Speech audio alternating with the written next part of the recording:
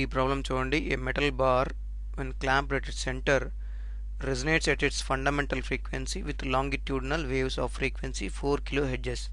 If the clamp is moved to one end, what will be its fundamental resonance frequency? ఇక్కడ మన Moto ఏంటి అంటే మనకు ఒక మెటల్ బార్ ఇవ్వడం జరిగింది.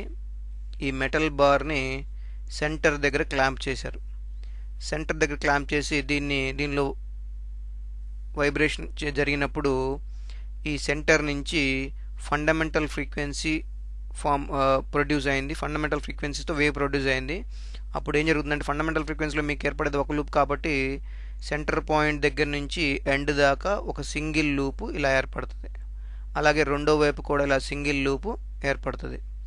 ఇలా ఏర్పడినప్పుడు ఒకవేళ ఈ మెటల్ బార్ యొక్క లెంత్ ఎల్ కనుక అయితే total wave length of the wave in the metal bar అంటే ఆ మెటల్ బార్లో ఏర్పడిన వేవ్ యొక్క వేవ్ లెంత్ ల్యాండాకి సమానం అవుతుంది. తర్వాత ఏం చేశారంటే ఈ క్లాంప్ని ఈ సెంటర్లో ఉన్న క్లాంప్ని చివర పెట్టారు. చివర పెట్టి మళ్ళీ దాన్ని వైబ్రేట్ చేసినప్పుడు ఫండమెంటల్ ఫ్రీక్వెన్సీ ఏర్పడింది. ఈ ఫండమెంటల్ ఫ్రీక్వెన్సీ ఏర్పడినప్పుడు ఆ ఫిక్స్డ్ పాయింట్ దగ్గర నుంచి ఎండ్ దాకా ఒక లూప్ ఏర్పడింది. ఆ లూప్ వేవ్ లూప్ ఇలా ఉంటుంది.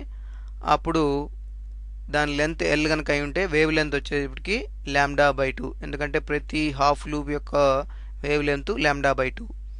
అందుకని λ/2 ఎల్ అయింది. లేదా λ = 2l అవుతుంది. అంటే ఫస్ట్ కేసులో λ1 అనుకోండి, సెకండ్ కేసులో λ2 అనుకోండి. అప్పుడు ఫస్ట్ కేసులో λ1 అంటే ఎల్ అవుతుంది, సెకండ్ కేసులో λ2 అంటే 2l అవుతుంది. ఇది మనకి ఇవ్వడం జరిగింది. ఇప్పుడు మనం కనుక్కోవాల్సింది ఏంటి అంటే న్యూ2 అంటే ఫ్రీక్వెన్సీ, రెండవ కేసులో ఉన్న ఫ్రీక్వెన్సీ ఎంతో మనం కనుక్కోవాలి. అదే మన మోటో. ఇప్పుడు ఇన్వెస్టిగేట్ చేస్తున్నాను. ఏ క్వాంటిటీస్ ఇచ్చారో చూద్దాము. న్యూ1 అంటే ఫస్ట్ సెంటర్లో క్లాంప్ పెట్టి మనం వైబ్రేట్ చేసినప్పుడు వచ్చిన ఫ్రీక్వెన్సీ ఇచ్చారు. అది న్యూ1 = 4 kHz. అది మనకి ఇవ్వబడిన క్వాంటిటీ. మనం కనుక్కోవాల్సింది న్యూ2. ఇప్పుడు రిజాల్వ్ చేస్తున్నాను. మనకు తెలుసు V = f λ లేదా న్యూ λ అంటారు. మనం రిప్రజెంట్ చేస్తాము. న్యూ అంటే ఫ్రీక్వెన్సీ. ఇక్కడ ఫస్ట్ దానికి వెలాసిటీ V/λ = న్యూ1 అనుకోండి. అప్పుడు న్యూ1 ఎంత అవుతుంది? λ వాల్యూ ఎంత? L కాబట్టి V/L. ఇది ఫస్ట్ కేస్. రెండవ కేసులో అదే ఫార్ములా V = న్యూ2 λ2 అంటే న్యూ2 = V/λ2 అంటే 2l. కానీ V/L అంటే ఎంత?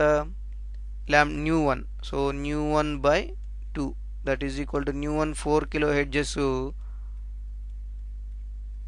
డివైడెడ్ బై 2 కాబట్టి మనకి మొత్తం 2 kHz. అంటే క్లాంప్ని సెంటర్లో నుంచి తీసి చివరిలో పెట్టి వైబ్రేట్ చేసినప్పుడు వచ్చే ఫ్రీక్వెన్సీ సెంటర్లో పెట్టిన దానికన్నా ఫ్రీక్వెన్సీ కన్నా సగం ఉంటుంది.